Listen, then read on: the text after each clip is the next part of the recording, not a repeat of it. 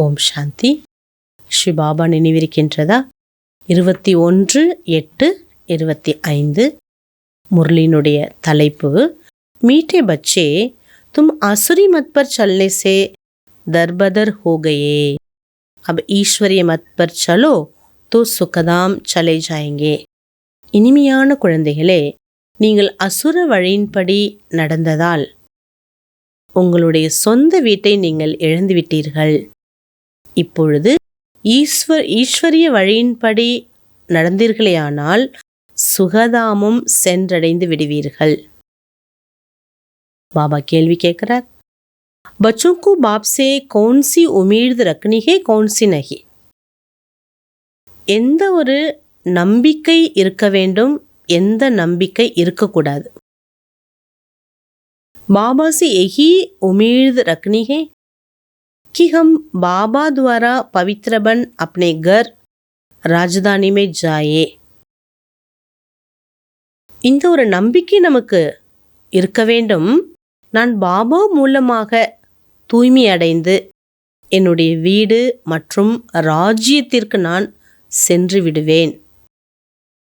பாபா कहते, बच्चे मेरे में ये उम्मीद नहीं रखो कि फलाना बीमार है, आशीर्वाद मिले.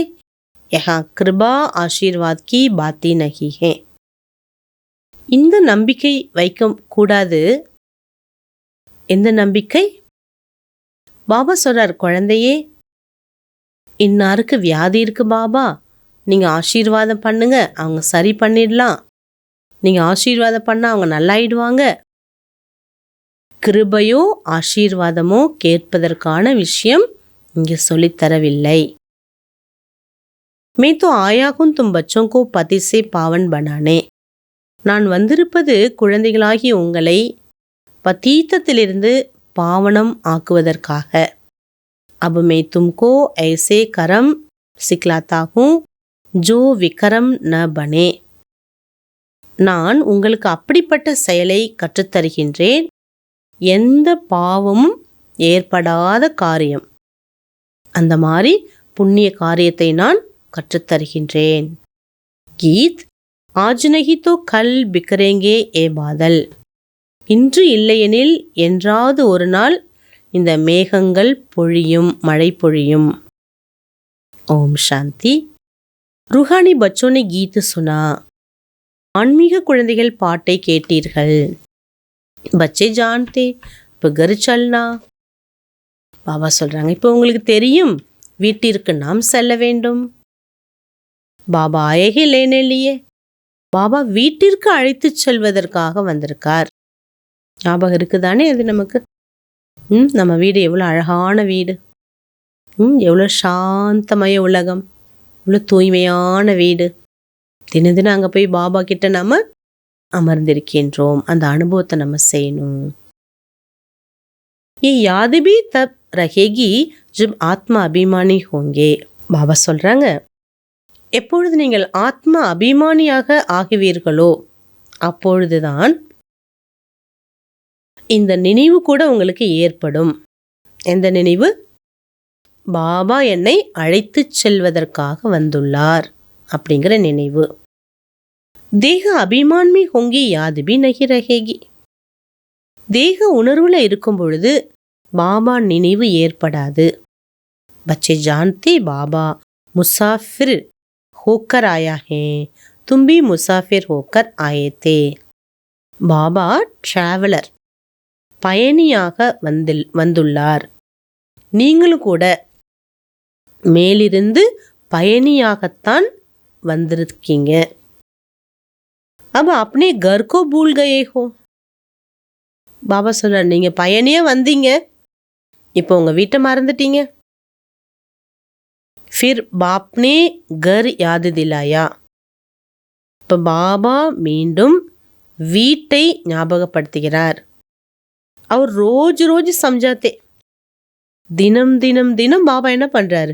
புரிய வச்சுட்டே இருக்கார்.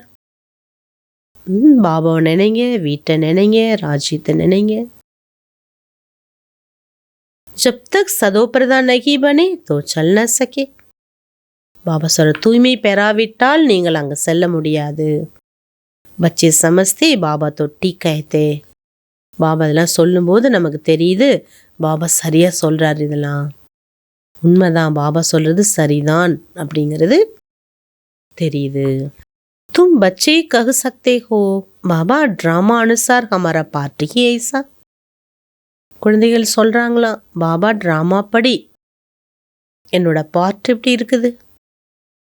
जो हम घर बार को भूल एकदम भटक रहे. என்னுடைய சொந்த வீட்டை நான் மறந்து அங்கங்கே அலைஞ்சு திரிஞ்சிட்ருக்கேன் பாபா. भारतवासी ही अपने श्रेष्ठ धर्म कर्म को भूलकर देवी धर्म भ्रष्ट देवी कर्म भ्रष्ट हो पड़े. பாரதவாசிகளாக நீங்க உங்களுடைய உயர்ந்த கொள்கையை செயலை மறந்து தெய்வீக தர்மம் தாழ்ந்த நிலைக்கும் தெய்வீக செயல்கள் ரொம்ப தாழ்ந்த நிலையை உடையவர்களாகவும் ஆகிவிட்டீர்கள். அபி பாபானே சாவதானி தீஹே. இப்போ பாபா எச்சரிக்கையை நமக்கு கொடுத்திருக்கிறார். துமாரா தரம் கரம் தோ ஏதா. என்ன எச்சரிக்கையை கொடுத்துருக்கார்? குழந்தைங்களே, உங்களுடைய தாரணை இப்படிலாம் நீங்கள் இருந்தீங்க, உங்களுடைய காரியங்கள்லாம் இவ்வளோ ரொம்ப ஹையஸ்டாக இருந்தது. வஹா தும் ஜோ கரம் கர்த்தே தே வ அக்கரம் ஹோத்தா தா. பாபா சொல்கிறார், நீங்கள் எப்போ முதல்ல வந்தீங்களோ அப்போ எந்த உயர்ந்த காரியம் செய்கிறீங்க, அந்த காரியம் நல்ல காரியமாகத்தான் இருந்தது. கரம் அகரம் விகர்மிக்கி கதி பாபா நேஹி துமை சம்ஜாயி. உயர்ந்த செயல்களிலிருந்து எப்படி நம்ம பாவ செயல்களை செய்ய தொடங்கினோம், இந்த வரலாறை கூட பாபா தான் நமக்கு புரிய வைத்திருக்கிறார். அதனால பாபா சொல்கிறாங்க, ஸோ நம்ம எல்லா விஷயங்களையும் மறந்து விட்டோம். ஏ समझना है मैं आत्मा हूँ, बाबा आया हुआ हमको पवित्र बनाकर अपने घर ले जाते हैं. இப்போ நாம் இந்த விஷயத்தை புரிஞ்சுக்கணும். நான் ஆத்மா, பாபா வந்திருக்கிறார், என்னை தூய்மைப்படுத்தி வீட்டிற்கு அழைத்து செல்வதற்காக பாபா வந்திருக்கார். இதை நம்ம நினைவு செய்ய வேண்டும். अच्छा, धारणा के लिए मुख्य सार फर्स्ट पॉइंट. ஸ்ரீமத் படி இப்பொழுது நம்மளுடைய ஒவ்வொரு செயலும் உயர்ந்ததாக இருக்க வேண்டும். யாருக்கும் துக்கத்தை தரக்கூடாது. தெய்வீக குணங்களை கடைப்பிடிக்க வேண்டும். பாபாவுடைய டைரக்ஷன் படிதான் நடக்க வேண்டும். நெக்ஸ்ட் பாயிண்ட், சதா ஹர்ஷித் रहने ஸ்வதர்ஷன் சக்கரதாரி பனோ. சதா மகிழ்ச்சியாக இருப்பதற்கு ஸ்வதர்ஷன சக்கரதாரி ஆகுங்கள். ஒரு பொழுதும் உப்பு தண்ணியாக இருக்க வேண்டாம். அனைவருக்கும் பாபாவின் அறிமுகத்தை கொடுங்க. ரொம்ப ரொம்ப இனிமைத்தன்மை உடையவராக இருக்க வேண்டும். பாபா வரதான் கொடுக்குறாங்க. मान मांगने के बजाय सबको मान देने वाले सदा निष्काम योगी भव.